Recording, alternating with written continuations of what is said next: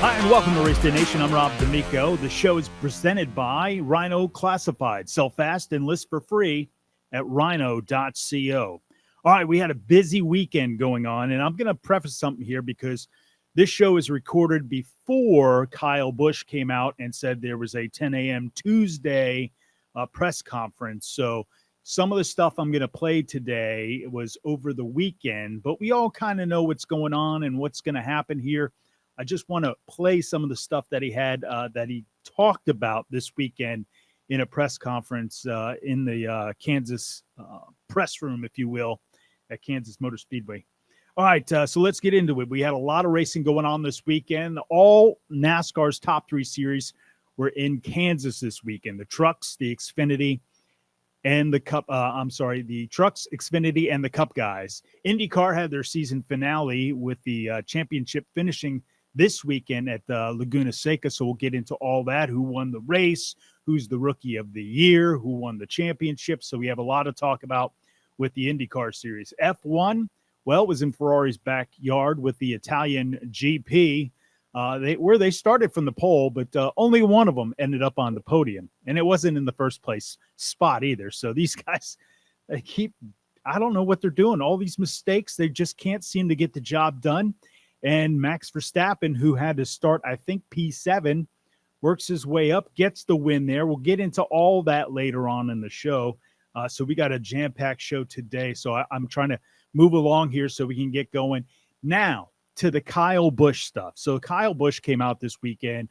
He was asked in the media center if the rumors are true that he's going to RCR. Now, he is supposed to be leaving Joe Gibbs Racing, where he's been for, 15, 18 years, something like that. And now he's moving on to a different team, a different manufacturer. It's going to be very difficult for him because there's a lot of moving pieces. They have KBM in the truck series. They're under Toyota right now. They're going to have to switch manufacturers. His kid is racing. It's under Toyota. How are they going to bring that over and have his kid sponsored and do all this stuff? And then some of the sponsors that he has with the truck series are Toyota sponsorships. JBL is one of them, and those guys are part of the Toyota deal. Mobile One is also part of that deal. So it's all kind of intertwined, if you will, that they had to unravel and try to figure out where everything's going to go. So that is the big thing with this. But I'm going to play some of this audio from this weekend. Let's listen in to Kyle Busch, as he was asked if this was going to be his switch to RCR. I do not have any new news to share. If I did, I guarantee you there would be some sort of big announcement. So unfortunately, there hasn't been one of those yet, Bob. So we're still working on it behind the scenes, trying to put it all together. It's not done. So he says it's not done. That was this weekend, and he's talking to Bob Pockrass, who asked the question, rumors true, you go on RCR. So that was some of the things that he said there. I'm trying to pull up here the other stuff that he talked about as well, because it was quite interesting of him talking about his past history with RCR, which was right here. I want to play this for you. Hey, listen to this, because in the past, RCR said that, they would something like he would fight Kyle Busch going back and forth. They both were kind of on each other's nerves. But again, that's the past. Everybody grows up. Let's listen to Kyle Busch as he explains. Who's to say he hasn't punched me again in any of these conversations? Whenever you go into negotiations, it's never fun. So you're duking the whole time. So, I think you grow up and you work through things and you talk it over. Really, it was fine the first time I sat down with him. Everything was okay. And biggest thing about it was just having the opportunity to kind of put that behind us. No different than going on the Dale Jr. download and talking about 2008 and crashing at Richmond. You know what I mean? So just you get through it and you talk about it and life moves on. Very interesting stuff. Just to hear what he's talking about the negotiations, and I think his reference to getting punched is because, listen, drivers nowadays don't make that much money. Not like they used to. They make tons of money, don't get me wrong, but it's not like they used to. And Kyle actually brought up that point here about getting paid, and I want to play that for you because it was very interesting. Listen to this. He's talking about the difficulties of negotiation and what's different from before. Check this out. Drivers ain't making what they used to anymore. Nope. It's fact. I was fortunate enough to be in a really, really, really good spot for a long time and had good leverage there to, get paid very well. And, anytime you look at other opportunities out there that, they can only go so far and they can only do so much. And they don't know you and you haven't spent the time there, fast forward 15 years from now, wherever the hell I go, will I have a better chance of negotiating a better deal than my current one or whatnot? Then I would agree that that's probably a good assessment. Yeah, good assessment indeed. There's no doubt about that. All right, we're going to take a break here. When we come back, we're going to talk about the NASCAR Truck Series and what they have going on. They raced to Kansas. We'll get into the winners, all that stuff. And then right after that, we're back into Cup business. So stick around. This is RaceDay Nation. This is RaceDay Nation. I'm Rob D'Amico. Thank you for tuning in each and every week. We'll get back into some of that I keep saying Kyle Busch, and I actually am going to talk about Kurt later on in the show because Bubba Wallace, after his interview, winning, and we're going to talk about that here in the next segment. But right now, we're going to talk trucks, but just some of the things coming up on the show with Kurt Busch. But we'll get into some more of the Kyle Busch stuff coming up here in a second. But first, I want to get you into the trucks. Remember, the show is presented by the Big Green Egg, the ultimate cooking experience. Log on to biggreenegg.com to find an authorized dealer near you. You can shop online and have it delivered to your home for free. That's right. Just log on to biggreenegg.com. All right, let's see. Trucks. We're getting into it now, and we were talking about the results there, so let's throw it up on the screen. John Hunter Nemechek, and again, one of those KBM, a Kyle Busch race driver, winning. So this is all stuff that's going to have to play out because, with the team and the manufacturer change and the things that he has going on behind the scenes. John Hunter Nemechek gets the win. Congratulations to him. Job well done. I will say that this kid can get it done. He's going to make it up. He's going to make it up the rankings. He's just got to find the right team. He's with the right team right now in the Truck Series. But moving forward, we'll have to see if he can get back in this Xfinity and back in the Cup and have the right opportunity to shine there. So I'm sorry here. There we go. We got the trucks. Carson Hocevar, I thought he was going to pull off a miracle win there so to get himself up in points and move on to the next round. Just didn't happen. But he finishes second. Ryan Preece, Zane Smith, Grant Infinger, Chandler Smith, Corey Heim, Ty Majeski, Colby Howard, and Kristen Eckes round out the top 10. So what does that do for points? Right now in the Truck Series, you have Zane Smith still leading the points with 3,037. Chandler Smith is back 9 points. John Hunter Nemechek moves up. He's now 13 points back. Ben Rhodes, Stuart Friesen, Ty Majeski, Grant Infinger, Kristen Eckes, Carson Hocevar, and Matt Crafton round out the top 10. Crafton not having the year he was hoping for, especially now in the playoffs, unfortunately for him. But John Hunter Nemechek doing one hell of a job. And here, again, you can see Toyota truck, TRD, Mobile One. It's all part of this package. JBL on the door there. There's a lot of things with this Kyle Busch announcement that's going to have to take place for these guys. And it's going to be, quite extensive to figure out where and when and who's – listen, I don't know even if John Hunter Nemechek's going to stay with the team. He may have some kind of alliance or a contract. I don't know. So we'll have to see how this all plays out over the next few months here before we get into the 2023 season. So that rounds out the Trucks Series here. I do want to make mention we're also going to talk about Cup coming up in the next segment, the next two segments. So I want you to stick around for that. Then we'll be talking about the F1 Series and then IndyCar. Very busy weekend there with the IndyCar guys. And then we'll close out the show with where they're going to race next. IMSA, I will say this, had the weekend off. They will until the first weekend of September. That's the weekend they get back. I think it's October 2nd will be the date they get back, and it'll be the Petit Le Mans, and we'll be out there as well. So I'll have some great stuff. I may have the opportunity to go out with these guys They are testing in Atlanta. We're obviously broadcasting here in Atlanta, so I may go out and see those guys test. Wayne Taylor Racing will be out there with the new Acura, so I'm hoping to have some nice video and pictures of that as well. Before we get in the Cup, I want to make mention last week we saw that fire with Kevin Harvick in the car, and basically he got out after that, and he was in the media center here at Kansas and mentioned it and said, hey, NASCAR safety, they need to do something here. They need to make sure they have a private independent, and they do have some independent from some universities and things like that looking at these crashes and why these cars keep catching fire. But he basically called them out and said the safety here is second fiddle.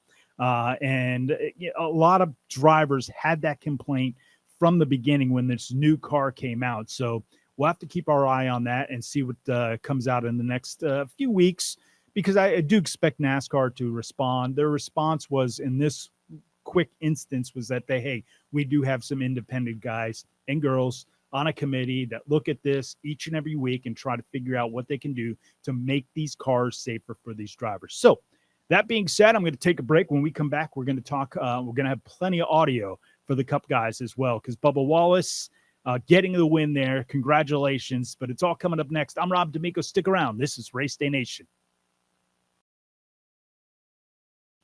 This is RaceDay Nation. I'm Rob D'Amico. Don't forget, you can follow along with me on my social channels at Rob D'Amico, ROBDAMICO. You can also email me. You want to comment on the show? I'll read them here. I got some emails that we're going to get into a little bit later on in the show, because last week I was talking about Kyle Larson getting in the race and kind of messing things up with some of the drivers over there trying to go after their first win. Sheldon Creed was on the verge of making that playoff spot, but with Kyle Larson racing in there, did you think it was cool?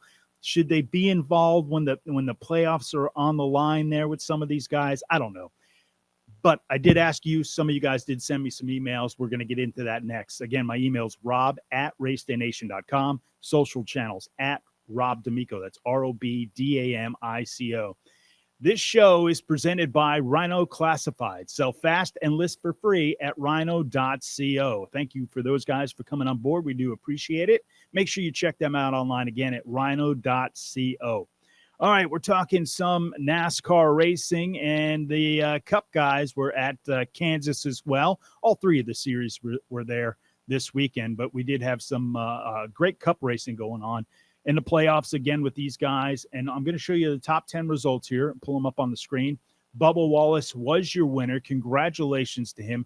He did a fantastic job. Now, he was in the 45, which is Kurt Busch's car, and that is so they can go after the Owners' Championship, because he is in that. Now, the 45 was also in the NASCAR playoffs, but unfortunately with Kurt Busch getting injured, they switched drivers so they can focus on the Owners' Championship.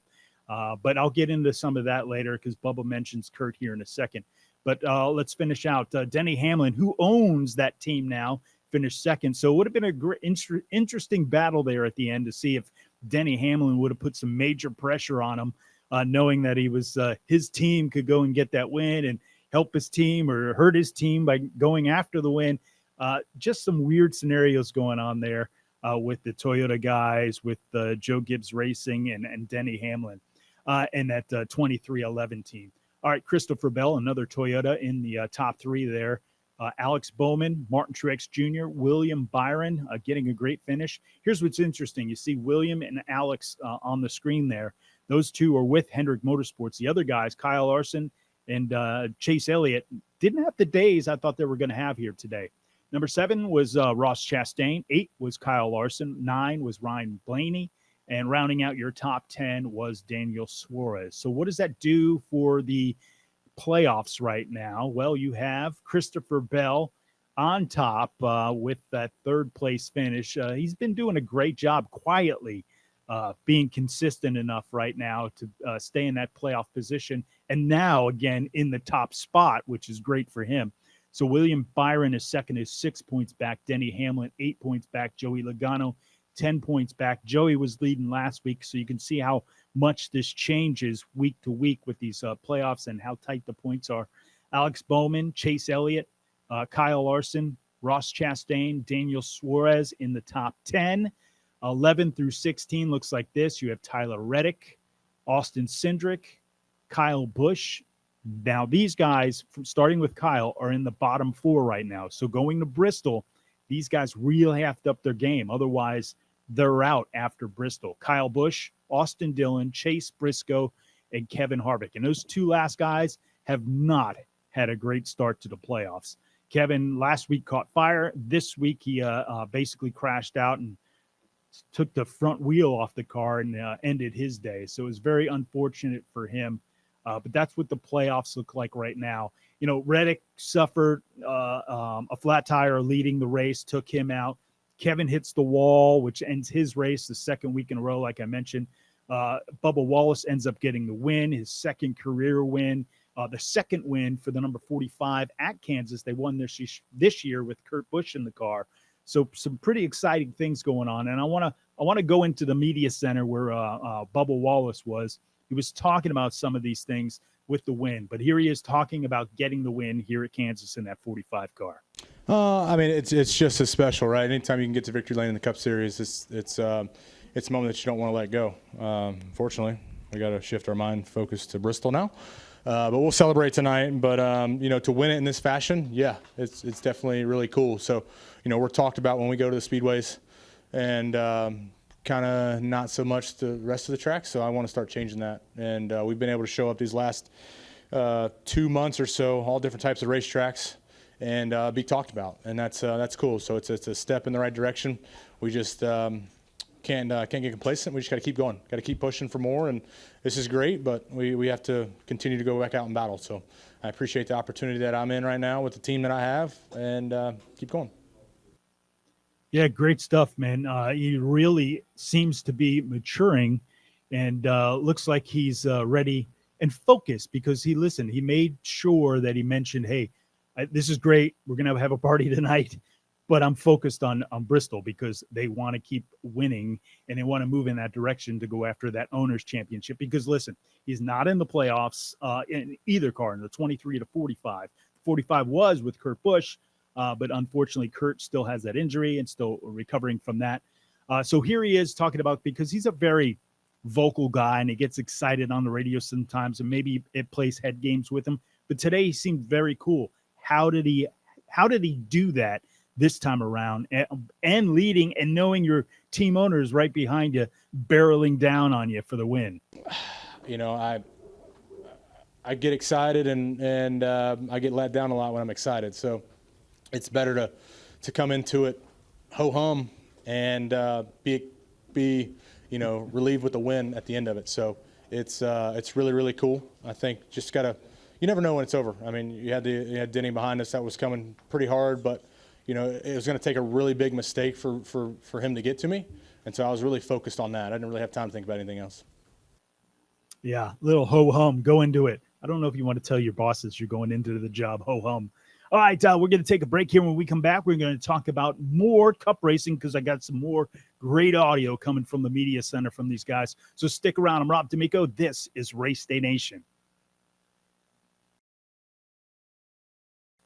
We're back. It's RaceDay Nation. I'm Rob D'Amico. Don't forget, check us out on our website, racedaynation.com. Also, follow me on social at Rob D'Amico. It's ROBDAMICO. Thanks for tuning in. We do appreciate it. I'll get to some emails here in a second, but I want to continue going back to the media center with Bubba Wallace after his win. He's in the number 45 car. We mentioned it earlier in the show. They're going after the owner's championship, which is great. Listen, They get to make these moves. Kurt wasn't going to get back in the car for the playoffs, so unfortunate. That car was and opened up some doors for some other guys like Ryan Blaney, and I know Martin Truex Jr. was trying to get in, and it just didn't work out. But it opened the door for some of those guys to get in. Now with Bubba's win, it's the 18th different driver to get to victory lane this year, which is pretty cool to see these guys all getting the victory lane. I have a feeling that's what the new car is doing. Leveling the playing field just a little bit here. You still have those teams that have the money. You can tell the speed's different. You can tell the power's different. You can tell the getting on and off pit lane, the team that they have, because it's not just the driver. It's not just the car. It's also the crew guys. It's also the guys back at the shop putting their hands and twisting all that stuff and trying to find every possible amount of speed that they can put into these cars and the adjustment for when they get on track, when it seems tight or it's pushing or it's very loose, they can make those adjustments. They have that. It's a team effort for sure. But the owner championship with the number 45 now, and here is Bubba talking about that behind the scenes at the media center, and talking about Kurt Busch and the situations he's in and what it does for this team moving forward. First of all, Kurt, hate the scenario that we're in with him, but he has been nothing but an advocate and a leader in these moments for us. When we get back to our Monday morning meetings, he's there giving insight on how to be better, and I appreciate him for that. And it's taught me how to be better off the racetrack, let alone on the racetrack. And the conversation I had with him in Victory Lane was really special. He just talked about believing in self, and he always believed in me. And so I thought that was pretty special. Man, that's pretty cool to see. The guy got emotional talking about his teammate because his teammate helped build him up, helped give him that confidence. And you got to give that's power, man. That's a lot of power. So it's great for that team to have Kurt Busch there, a past champion. He's done many things in his sport, been with many teams, has some knowledge, knows the racing. And Kurt's always said this, hey, you think I'm good? Wait until my brother steps in here. And his brother did come in and really make some noise. Kyle making noise this week again with the move to RCR. And we'll learn more about that coming up. But, to see Bubba get emotional about talking about his teammate, Kurt Busch, that's special. That's a bond. That's one of those things now that this guy is truly building in the confidence that he needs, that Bubba needs to move forward. And I think that's great to see. So let me go. I'm going to pull this up here too. I got more stuff with Bubba Wallace here. And here he is talking about, somebody brought it up in the media center and he didn't even realize it at first. And that's part of, he explains what that's the part about winning that helps him. Listen to this. Oh yeah. Sweet. Damn, that's cool. That's going to be a cool event. I hope so. But just, thankful for the opportunity. I know I continue to say that. And see, I don't even focus on that stuff. You just go out and win, and all the good things follow in place. So don't have to race our way in now. That's sweet. He's talking about the All-Star event that will take place at North Wilkesboro, which was another big announcement that they made this week. So just kind of some cool stuff going on in the world of racing. I'm going to try and pull up, I had some other audio here of a driver talking about North Wilkesboro. It's easy for me to say, right? It was Kyle Busch talking about that. So I want to pull that up here real quick and have you listen to that, because he talks about it as well, being a real cool event, a little change of pace, going back to the roots a little bit, small track racing. You saw with the Coliseum, they put on a good show there. So why not here at North Wilkesboro? And here is Kyle Busch talking about that as well. I think it's cool. I think a lot of drivers kind of made note of that or made mention of that. Careful, though, there's aliens around there. Talking about his commercial. Spaceships come in the middle of the night, so don't be there with the lights off. Busch. But overall, yeah, I think it's going to be really fun. I think they saw a packed house there last week, and great racing all around, Tuesday night, Wednesday night, all that sort of stuff. So, real proud of SMI's involvement, Dale Jr.'s involvement, all those guys that made that come to life. And so I think it's pretty cool. So look forward to getting back there. Yeah, it should be interesting. I think it's going to be a packed house because, listen, they haven't been there in years. It was very popular. It's a Southern track. Listen, the Southern roots in this sport, we know they go way back. I get all that. So I do expect it to be a packed house. Now, does it fit a ton of people there? No, but I'm sure, and that's okay. You don't have to, and that's what's wrong with NASCAR. When they went through this hyper growth, they started building these massive 1.5 mile tracks. They stuffed, 80, 70, 80, 90, 100,000 people at these places. And now that it's come back down a little bit, they have some of these stands look empty. And I think they should keep it. It helps keep the demand up if you take some of these stands away and keep places like North Wilkesboro on there where, it's going to be packed, and it's always going to be packed because of that. And again, this is just a one-off, but I do expect if they do bring it back on the calendar and see there's success there, I'm sure it'll make its way back on somehow, some way. All right, let's take a break here. When we come back, we're going to be talking about the F1 series. And a lot of drama going on there, too. We'll get into that coming up next right here on RaceDay Nation. Welcome back. This is RaceDay Nation. I'm Rob D'Amico. The show is presented by Rhino Classifieds. That's right. Sell fast and list for free at rhino.co. Please check them out online. You're looking for a car or vehicle, maybe you're looking for something new, got a kid, whatever it may be. You got race stuff on there. You got all kinds of things on there. Great classified. So check them out again. Sell for fast, list for free at rhino.co. Okay, talking a little F1 series and a lot of drama going on there because in qualifying, you had the Ferrari guys get on the pole. Congratulations to them. It looked awesome. The crowd went nuts. They're at the Italian GP. They're in their backyard. Just didn't work out for them. Once again, you think there's an opportunity with Max Verstappen having to go back and start from P7. That's right, P7. The guy started way back there and still was able to get it all the way up to the front. But Ferrari, it was their 8th pole of the season. The first time Ferrari has had that many poles in a season since Michael Schumacher back in 2008. The stop, it was just amazing. Their next stop will be Singapore, which will be on September 30th through, I think, October 2nd that weekend. So make sure you look for that. There has been rumors of a lighter chassis that for Red Bull, but I have to think about this a second. Are they going to introduce something like that, a lighter chassis this season right now? No, I don't think so because they're dominating and Ferrari keeps making all these dumb mistakes. So I don't think they're going to do that. What I am thinking is that they're going to save that for next year.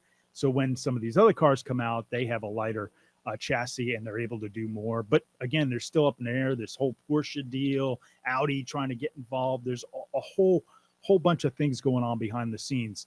But here, let me get you results for the F1 series. Let me see if I can pull this up here for you.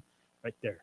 Max Verstappen in the Red Bull did win. Charles Leclerc, second for Ferrari, takes a podium position, but not the first place. There was a red flag at the end of there was a yellow flag and a safety car that the race ended under, and everybody thought they could go back racing, especially Charles Leclerc, who was pissed. I think the crowd was pissed after that as well because they wanted their Ferrari to try and work their way back to the front. Talking about Max Verstappen, he did start P7 by lap 3. On that first lap, he made it to the top 3. On the 4th lap, he took P2. And then later on, obviously, he was ended up getting the victory. So congratulations to him.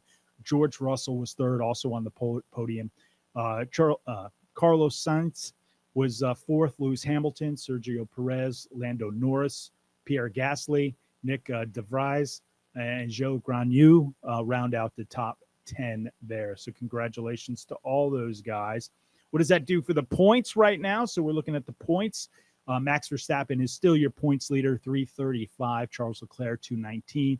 There is no way in Singapore, if Max wins the race, I think he can clinch the championship there. So we'll have to keep our eye on that one. I hope not. I like when these things come down to the wire, but unfortunately, the way Ferrari screwed things up, I don't think that's going to happen. Sergio Perez is 3rd. George Russell is 4th. Carlos Sainz is 5th.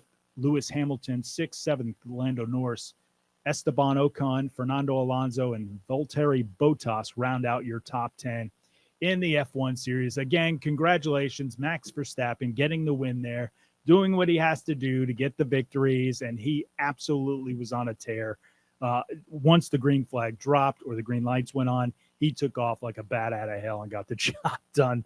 All right, we're going to take a break here. When we come back, we're going to talk about the Xfinity Series, the IndyCar Series, and then close the show with what's coming up next here in the world of racing. I'm Rob D'Amico. This is RaceDay Nation.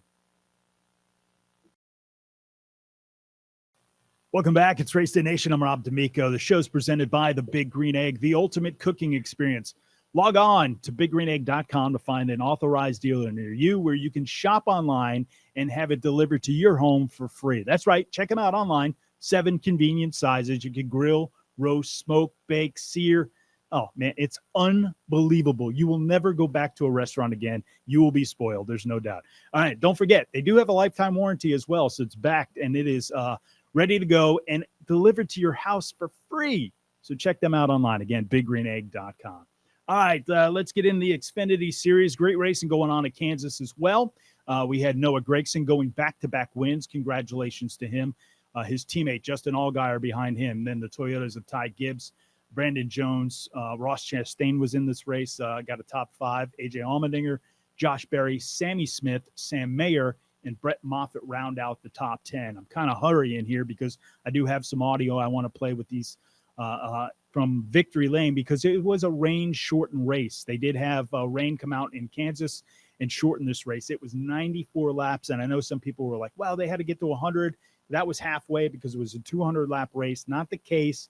If they finish the first 2 segments, then it's okay. That is a complete race. When they started doing the segment races like that, because I thought the same thing. I was looking at the screen. I'm like, how did they let him win? And I was like, they must have finished the second because I didn't get to watch the whole race. I just was tuning in and out because I was actually over somebody's house watching the Georgia Bulldogs play, which I'm not a huge college ball guy, but that's usually it's a nice party to go to, right? All right, so let's take a look at the points right now. You know what? First, let me play some of this audio from Noah Gragson because he was in the media center after that, and he knew the rain was coming, and what was he going to do? He didn't really want that last restart because he wasn't sure if he had what it took to get the win and to be in the position to be the winner at the end of the stage. But here, check him out in the press room after the race. I knew the rain was coming hard, so I was just hoping that we could get to halfway. And I mean, honestly, I really didn't want to go back to green for those last 2 laps of the stage, but we did, and it ended up working out. But you know, at the same time, the track was still good, and then it started coming down. But I think NASCAR made the right decision. Wayne Ott and the rest of the staff at NASCAR, they do a great job week in and week out. And you know, it's a privilege to be able to race in the Xfinity Series and race in NASCAR, and I respect their decision no matter what. Yeah, good for him, man. He knew it was coming. There were sprinkles, you know, what happened last week, the whole debacle. They should have thrown the flag, the wrecked half the field, all that stuff. But, hey, listen, they did what they did. It turned out okay.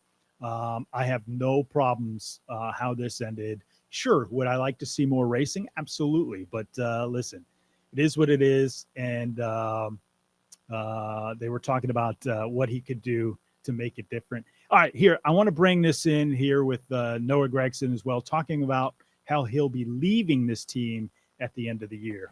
I really don't want it to change. I've been thinking over these last 2 or 3 weeks, it's coming to an end, and it's bittersweet because I'm in love with everybody at Junior Motorsports. I'm having the most fun I've ever had in my racing career, and don't want it to ever stop. But you know, things move on, and I wish them the success next year. Don't want to take anything for granted for the rest of the year because like that, we're going to be in Phoenix and just appreciate the moment because I really am thankful for where I'm at and the people working so hard at Junior Motorsports, and I don't want it to end. Now, you know, you can tell what it means to him. Again, another emotional driver sitting in victory lane. It's just cool to see. You know, he was talking about because he's moving on next year, going to drive for a petty GMS. So it'll be interesting to see what he's able to do over there. Is it the best team in the world? No, not necessarily. Are they doing okay? Absolutely. So he has an opportunity to shine. But it'll be cool coming off, if he could pull it off, a championship in the Xfinity Series. So let's take a look at the points right now. AJ Allmendinger is on top. Ty Gibbs, Justin Allgaier, Noah Gragson, Josh Berry, Austin Hill, Brandon. Nothing's really changed here in the points. But what happens here with the playoff picture, now it goes Noah Gragson has 5 wins. Ty Gibbs has 4 wins. Actually, Ty has 5 as well. Sorry. So that should be Noah and Ty are tied with 5 wins.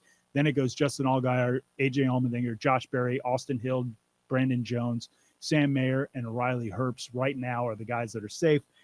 We head to Bristol. You still have Daniel Hemrick, Landon Castle, and Ryan Sieg. And Ryan Sieg did everything he had to do there at the end of that race to gain as many points as he possibly can to stay up in that top 12. All right, we're going to take a break here. When we come back, we're going to talk IndyCar racing because it was the season finale there, and they put on one hell of a show. Stick around. I'm Rob D'Amico. This is RaceDay Nation. We're back. This is RaceDay Nation. I'm Rob D'Amico. Thank you again for tuning in. We're talking IndyCar here on the program, and it was their season finale at Laguna Seca. So congratulations to them for putting on one hell of a season, the championship, a new winner, all in the season finale. It was a great race, so pretty cool to watch. We saw, let's see here, Alex Palou get the win. Two guys that were in a championship battle there, and I'll let you know who ended up winning the championship here in a second. Joseph Newgarden and Will Power, Felix Rosenquist, Kristen Lungaard, who won the Rookie of the Year. We'll get into that here in a second. Scott McLaughlin, Romain Grosjean, Pato Award, Marcus Ericsson, and Alexander Rossi round out your top 10.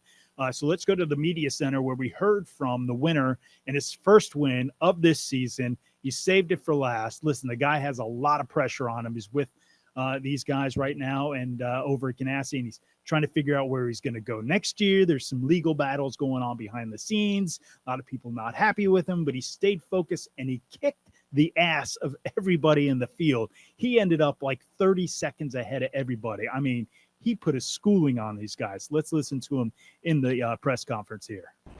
Yeah, we knew it was going to be a tough race even before coming here this weekend because we tested here. Then we kind of had good sessions, bad sessions during the weekend. Yesterday we ended up really good in the warm-up. Super happy with the car today, this morning, sorry.